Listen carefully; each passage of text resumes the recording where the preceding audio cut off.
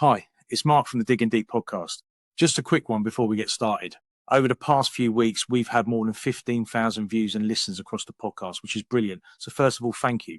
But what we are seeing is that a lot of people are watching and listening and not subscribing. So if you are enjoying the podcast, I'd really appreciate it if you could take a moment to subscribe, whether that's on YouTube, Spotify, Apple, or wherever you get your podcasts. It makes a big difference and helps us keep growing, bringing in great guests and improving the show each week. Also, give us a follow on social to keep up with everything we've got going on. Right, let's get on with this week's episode. And we're away. How about that? How you doing, Mark? All right? Yeah, I'm not too bad, mate. Yeah, you all right? Good big weekend? It was all right, mate. I got someone give me I woke up Saturday with an headache and a bit of flu. So someone give me a right little bank holiday present, you know what I mean?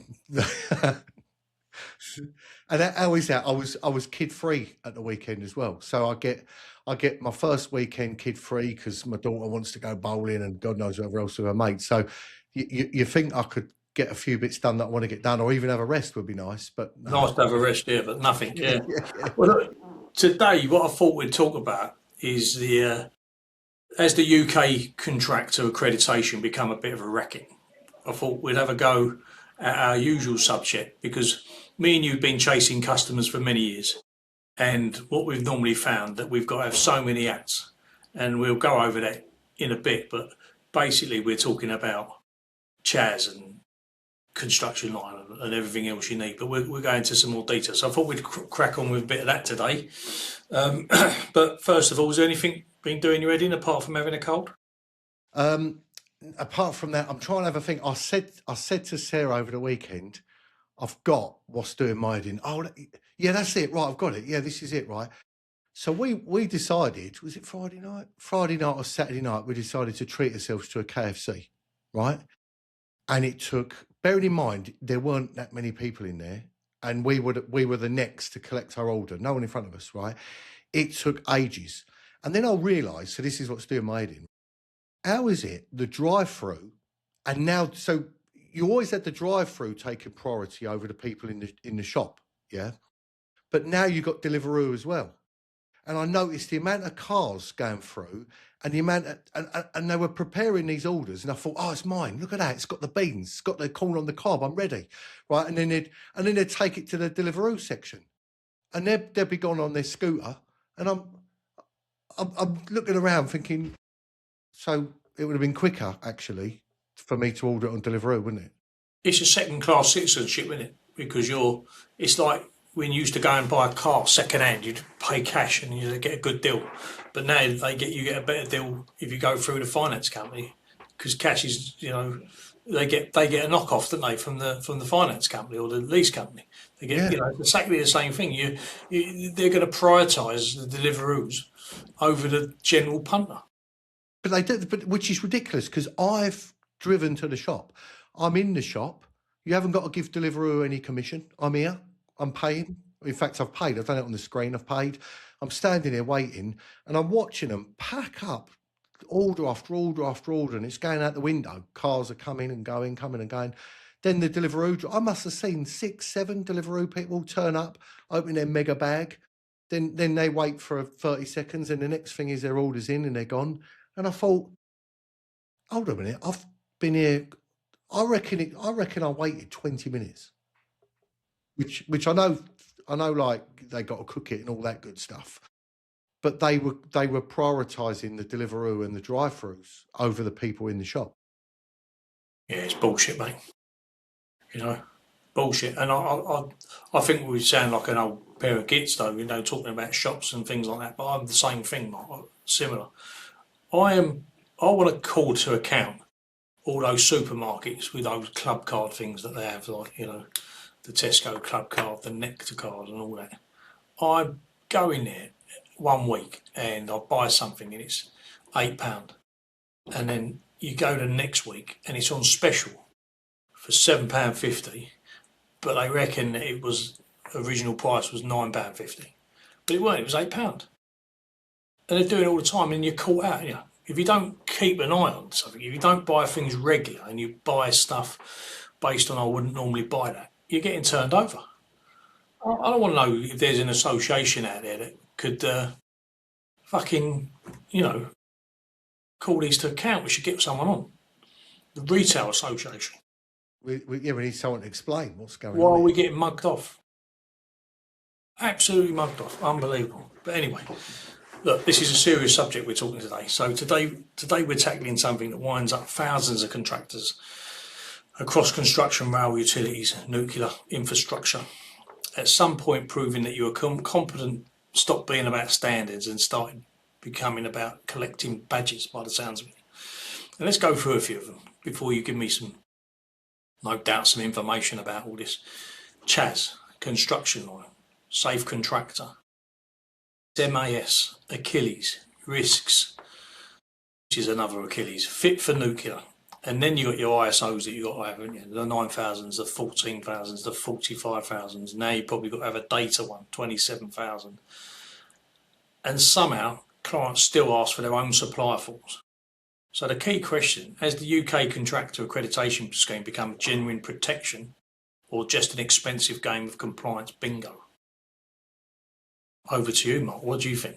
Well, look, let's break down how many schemes there are and what they cost the businesses, and whether it actually makes them safer. And there's a lot of crossover, I think. If we explain the landscape, CHAS, which was originally health and safety focused, was a pre-qualification for people. Constructionline was for the major public sectors, tier one people's clients specifically. SafeContractor tried to focus on facilities, engineering and construction. You mentioned SMAS, WorkSafe. It's an SSIP back scheme. And the claim... Another one. Another one, yeah. And a claim was a health and safety pre-qualification again. SSIP, this comes up a lot in what we do, safety schemes in procurement. It's got 30 plus member schemes. It's supposed to reduce duplication, and many argue it's simply created another layer of confusion. Then of course, you've got the sector-specific ones. So we go on to things like Achilles, UVDB, which was heavily used by National Grid, Severn Trent, United Utilities. For the construction side, you've got the Achilles BuildingConfidence. Rail was RISQS, formerly Link Up, Network Rail Transport for London. You've got nuclear ones, Fit for Nuclear, that one's called, alongside the security clearance, cyber compliance, client-specific audits. Then, of course, you've got the ones you listed off there. You've got your pack of ISOs. Then you've got the 27,001, which is now the Cyber Essentials. So I think and what I find in the industry is a lot of crossover, because I've got clients that use some, clients that use others, clients that, it's hard. And I've often said this, if you started up a plant hire company today, 2026, how would you get all this? It costs a fortune. How would you compete with all the big boys out there? So how many accreditations are there, do you think? Do you know what, Mark? Honestly, nobody seems to know, because new ones appear. The names change on them as well. It's crazy. You can't keep track of it. Because I think one or two of these as well, is backed or owned or partnered by main contractors. I did hear that, yeah. I think Constructionline is one. That's to do with weights, I think, or similar, or someone is involved in that. So, yeah, what do you think the cost is of all this then? Well, this is the crazy thing, and that's why I think it'd be hard for someone starting out now, because CHAS can, obviously some of these are based on turnover and stuff like that as well. CHAS costs between 500 and 3,000, Constructionline 450 to 3,300 plus, SafeContractor 600 to 2,200 plus, MAS 300 to 1,500 plus, Achilles, you're in several £1,000s, RISQS several £1,000s, ISOs can cost anywhere between 5,000 to 20,000. Yeah, people don't realise that, and having all three of them, that's massive, isn't it? Just the three basic ones, never mind the cyber one. And I think the challenge is, and here's a real example, if you've got a contractor that's working in construction, rail, utilities, so he's across. A lot of plant hire people do. When you look at CHAS, Constructionline, Achilles, RISQS, and all the others, you could actually spend annually between £25,000 and £40,000, and this is before you've even won a contract. And you need someone to get all that together, don't you? You need someone who manages that process, and therefore that's an extra responsibility and a cost that people don't look at there. So people end up having a whole team of compliance. Now, I'm not advocating for 1 minute before anyone jumps on the line that you shouldn't have different accreditations with the specialisms within the industry sectors. I would never say that. So when we're talking about, but surely there needs to be some kind of sense for the duplication that we're experiencing. That's I think what we're trying to get over today. And before everyone jumps on the bandwagon, but what you're saying there, Mike, that's not compliance, is it? That's like looking like a barrier to growth, which we spoke about yesterday, a week ago with the margins. The percentage of margins, the 2% margin is, and everyone celebrates 2% margin in construction, and you think, well, there's so much duplication, there's got to be a simpler method, isn't there? And I think there's another one coming out. I think we mentioned the other day, didn't we?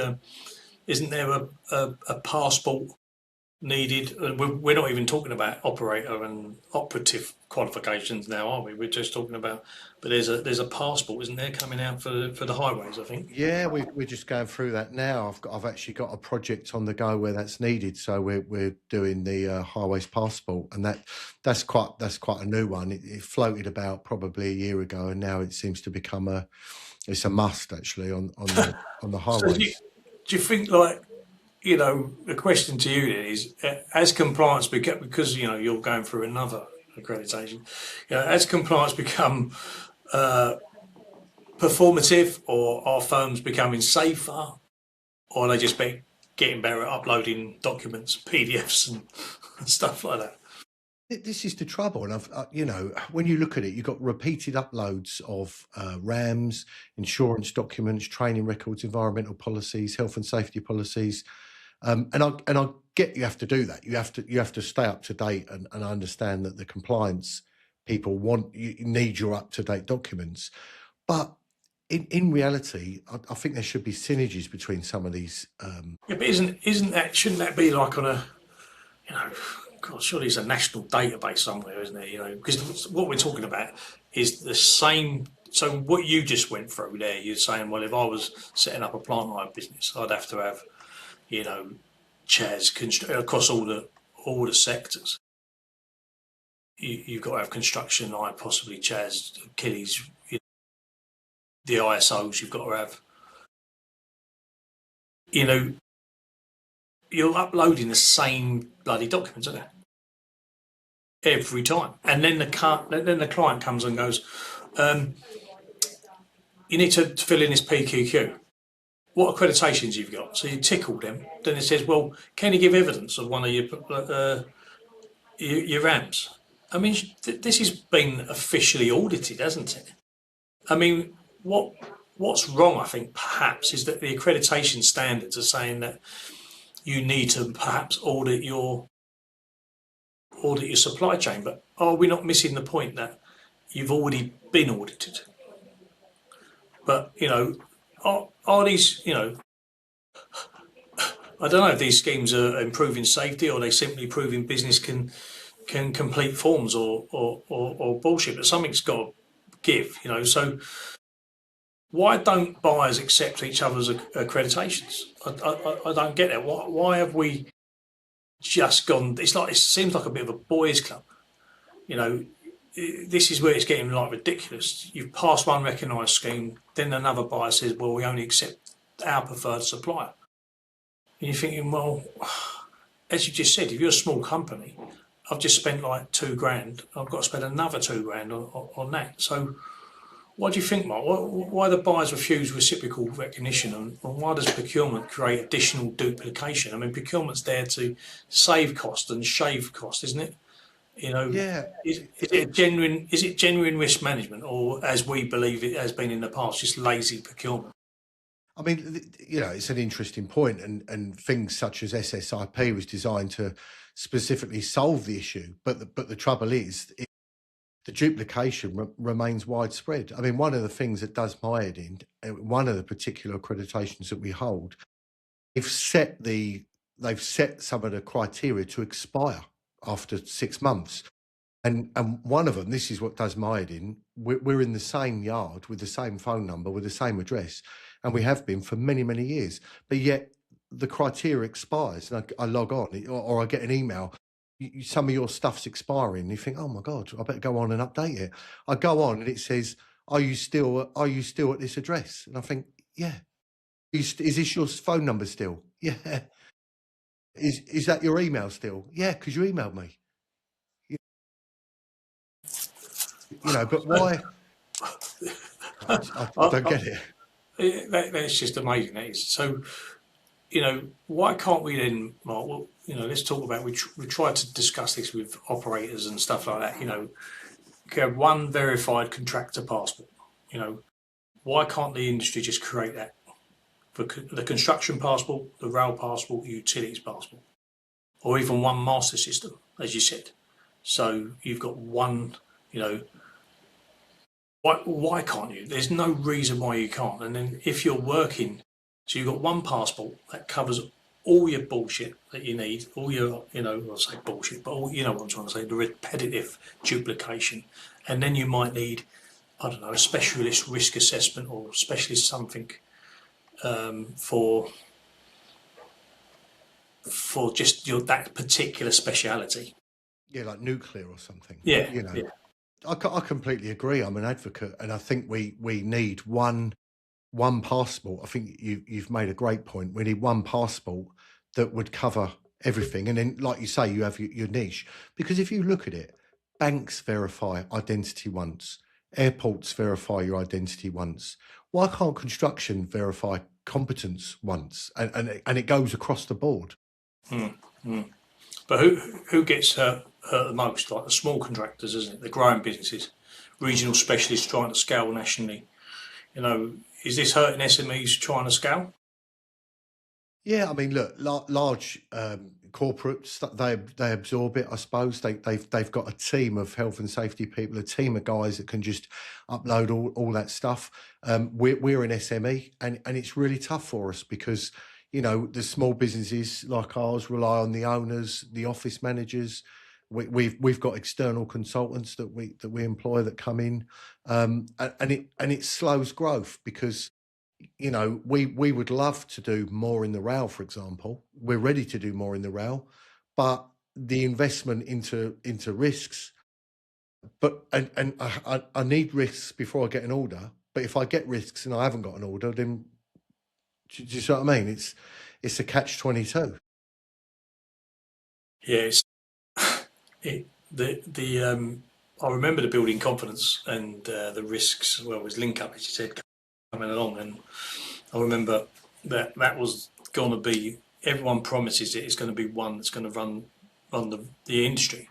So everyone thinks, well, yeah, we'll get risks and we'll be able to do everything we can on railway. Which to some extent they've kind of semi-nailed it, haven't they? But it's the construction side I feel that's more fractured. You know, it's more all over the place. You know, there's so many schemes, and they say, well, there's a scheme that's suitable for SMEs, which is the, you know, more the CHAS, isn't it? You know, well, hold on a minute. If that should be the basis, shouldn't it? It's like when you go through your cards, your red card, your blue card, your different cards throughout the business. You know, if you say, well, everyone should do the foundation. So you have one accreditation, master accreditation, and then you've got that's the foundation, which is your basic type of insurance, health and safety policy, environmental policy, blah blah blah, risk assessments. Then you get to your next stage, which you might need something a little bit more. But everyone can hold the same badge. I think that's where construction lines try to go a little bit, where they've got your bronze, silver, and gold and bits and pieces like that. But what makes it really quite closed door, I don't know if we're going on the right pattern here, is that you can't work with certain contractors unless you have these accreditations, as you said. So how do you get to that point? Or all what I mean is that the supply chain is never refreshing itself quickly enough, is it? So you're dealing with the same suppliers that you've always had. And some would say, well, that's a good thing because you're getting consistency.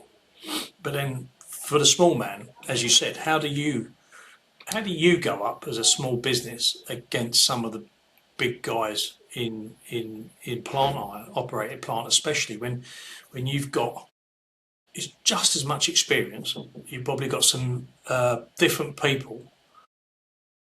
You know, what do you say on that?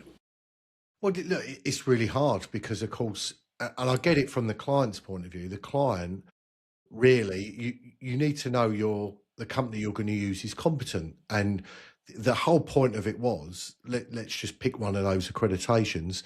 If you've got, let's say, Constructionline, if you've got Constructionline, from my point of view as a procurement guy, anyone that's got the Constructionline has proved that they've got insurance, and they've proved that they've got method and risk statements and certain things like that.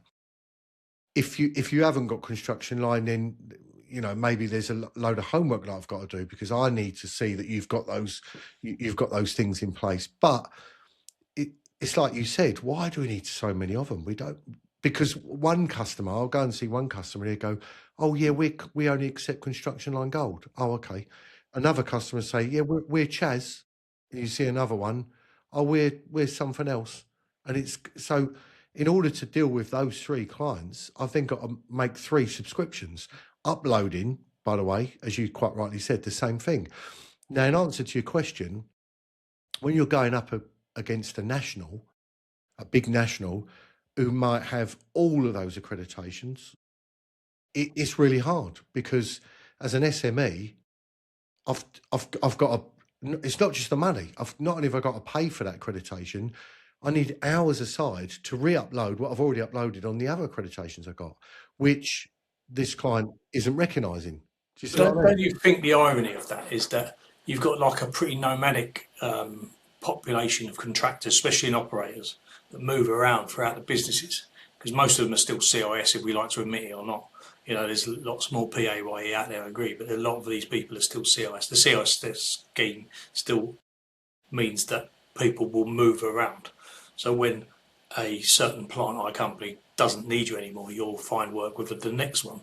So you're being penalised as a small company because you haven't got badges. But you'll then start using the same person as the other person will use, or vice versa. So, it comes down to the same men, doesn't it? What I mean by that is that, Joe works for a national operated plant hire company who've got all the badges and they win the work. And then he comes and works for you. He's equally as good working for you, or vice versa. If he worked for you, he could do just the same job because it's the same bloody machine as he would be using with the national. But he won't get the opportunity with you because you haven't got all the badges. So let's be blunt here, who's actually winning it? Is it the accreditation firms, the procurement teams, consultants? Because contractors or plant hire companies often feel like they lose, I think the challenge I've got with it is the people that are winning are the accreditation companies, because I think what's happened is, you and me could do one called Mark and Mark's Gold Standard. And then we go, what they do is they go around all the tier ones and go, oh, you want to be this standard, save you loads of time. And then the next thing you got contractors asking subcontractors, oh, you Mark and Mark Gold? And I think there's so many of them, and they're all charging fees to audit. They're all charging, fees. It's become very monetized. And I think that the trouble with that is the point of it is then gone. The reality is, in the construction industry, we always promote best practice. We always say that we should share accident information, incident information. We should share these across the board and lessons learned and all that good stuff. Why can't there be one amazing passport And with special runoffs, if you need them, like nuclear, utilities, rail, I get that. I get that there's specific safety standards that you need to adhere to for that. But you're absolutely right. There should be one specific passport that covers construction. Then you can do the little add-ons if you want for rail and nuclear. But it's almost like a national database. Everyone uses it. Everyone can tap into it. It's only going to be as good as the information you upload to it. So you need to make sure you've got your up-to-date stuff. And then all the clients can go off of that. But it must be hard for the clients as well, because if you're working for a tier one, obviously they're trying to get people to use one of these accreditations. And then they must be getting a bit of pushback from the contractors going, oh, we can't afford that one because we got this one. You know what? But surely that sort. I mean, so people don't understand. I mean, most of these are born from ISO, aren't they? And they're international standards. That's why they're ISO. They're international standards. So the whole world in business has agreed that these standards meet a high standard. And as you say, you're paying between 5 and 20 grand, depending on how many you got and what size business you are, you know, to get one of these ISOs. And everything was born from the mothership, which was the ISO 9001, which is the quality. And everything speared off of that. And I'm not just telling you that, that's fact. That's come from the British standards, and they've said, you know, the BSI and people like that have said that this was the original standard, and we grew everything from that. So I've now got quality, I've got environmental, and I've got health and safety. I've proven my badge. Surely, the only thing that you need to know now is that, am I competent to do the work? And that comes by case studies, possibly. You know, an interview of like what my past experience has been to be able to complete the job within budget. And that goes by the evidence that you've had in the past, you know, supported by that. But I just don't get what. Well, I do get. To me, it's all about getting an involvement. There's somebody setting up. It's a bit like the card schemes, really, isn't it? How many accreditation card schemes that we've had over the years, and someone makes money out of this, but the contractor doesn't, and the main man doesn't.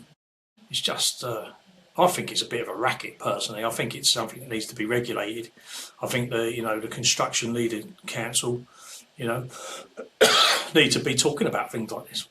I think it needs to be regulated, because if you look at it, and it should be simple, shouldn't it? Right? If you're in construction, there's one recognised route to your competence and standards accreditation. Yeah. If you're in rail, there's a route. Nuclears, there's a route. Utilities, there's a route. At the end of the day, if you start a business, whatever it's in, construction, utilities, nuclear, there should be a recognised route for you to travel along to prove your competence, to prove your all your health and safety standards and all that good stuff. And that's it. There shouldn't be 10. Now, why does the whole of the world recognise an ISO, but we want a bit more in our industry? Like, I'm in manufacturing, and I can sell to any other sector, aerospace, marine, and different other like steel manufacturing industries, and they just want to know that you got an ISO. And the only differential is they expect your product to be a certain standard, which you, depending on what product you make in aerospace especially, you might have to have a fire regulation, fireproof your product, for example, you know, in yachting. But that comes as standard. That's like any product manufacturer that's providing into construction. But when I hit construction, these are the problems I have.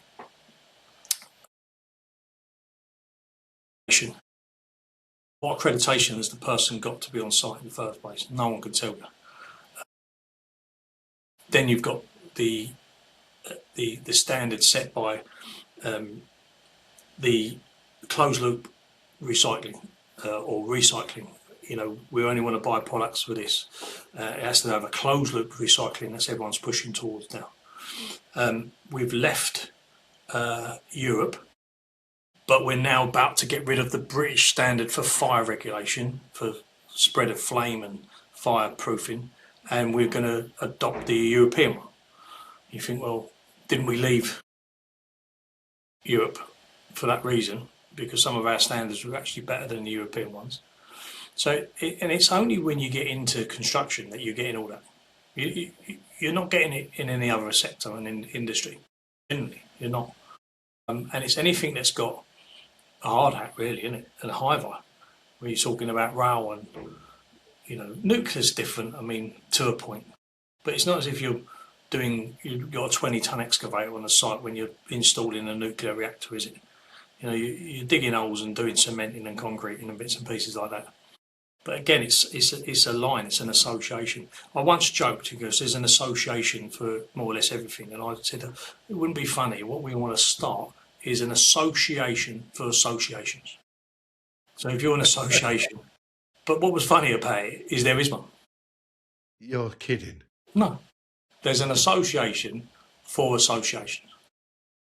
So you've got an association of wood and association of this and that and plastics and you name it. There's an association for something, right?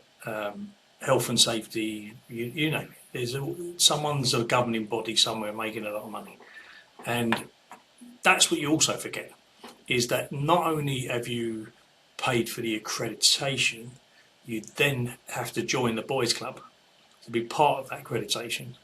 So you've got to be part of the chart of the Institute of Construction or Building, or the CIWM for the waste management. You know, you've got to be part of that, be seen to be part of that club. In our case, CPA. And if you're not part of CPA, you're looked upon as if whatever.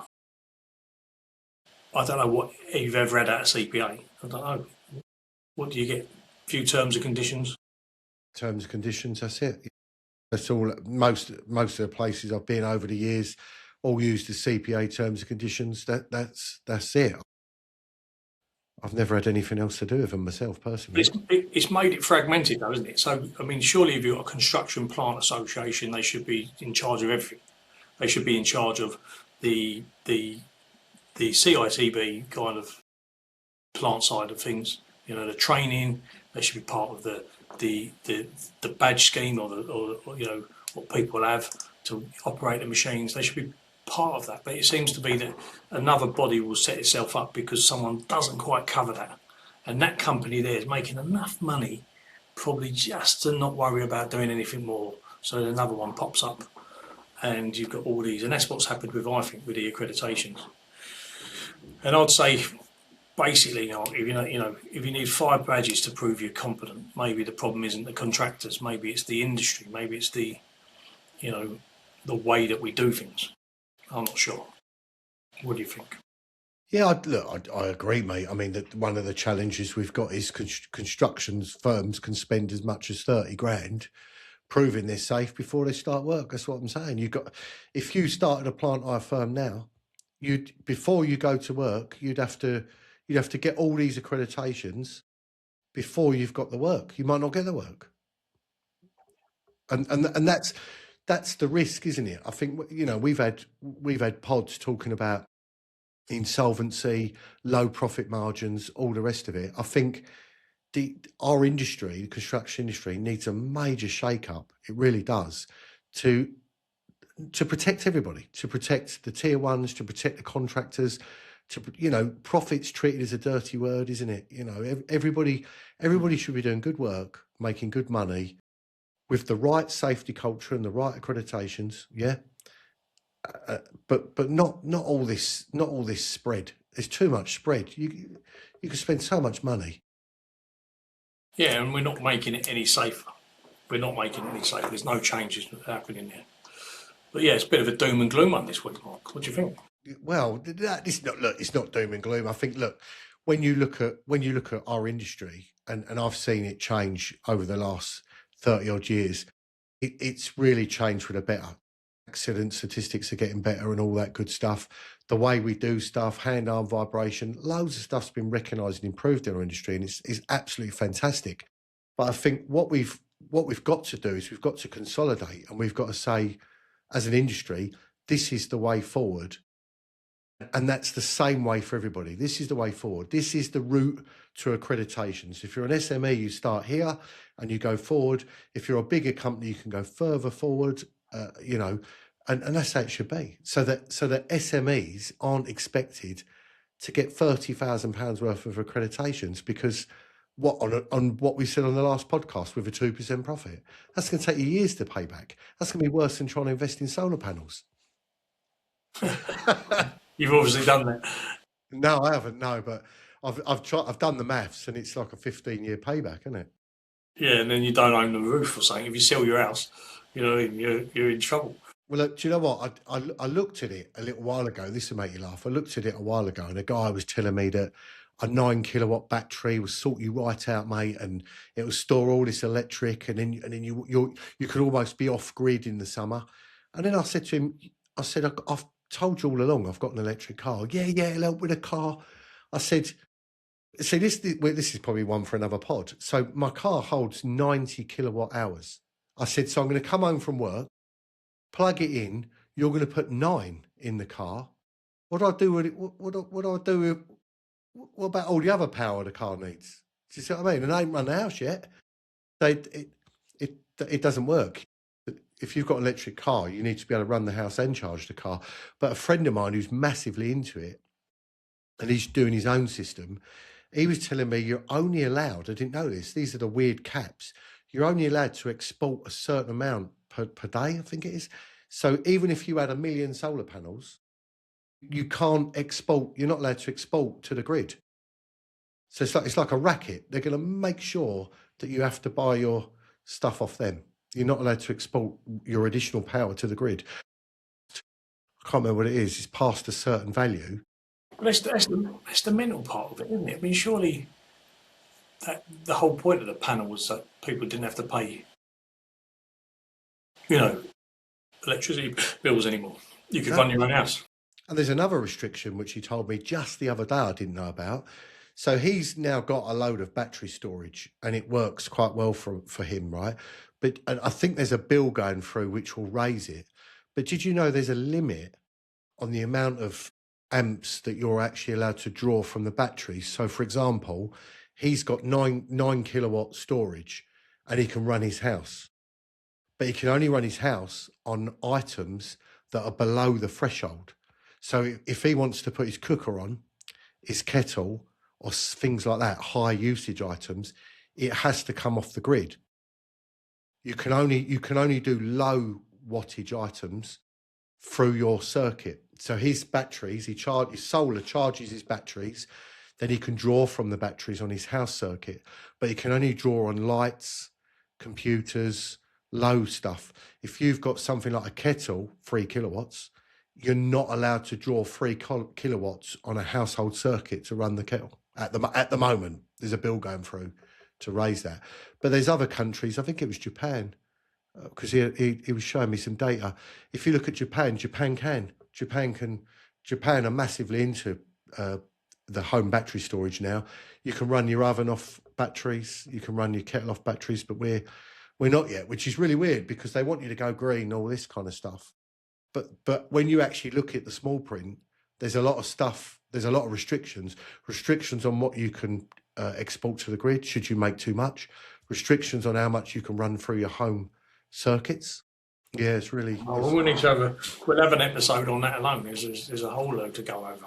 Yeah, I can give you some stats on that. I'll get the data together and give you all the stats. We won't get an expert on because they'll be too scared. Yeah. All right, brilliant. Well, look, thanks for everyone listening, and remember to subscribe, hit that little button at the bottom, and keep me and Mark going in postage stamps, as they say. Good luck. See you next week. See you next week.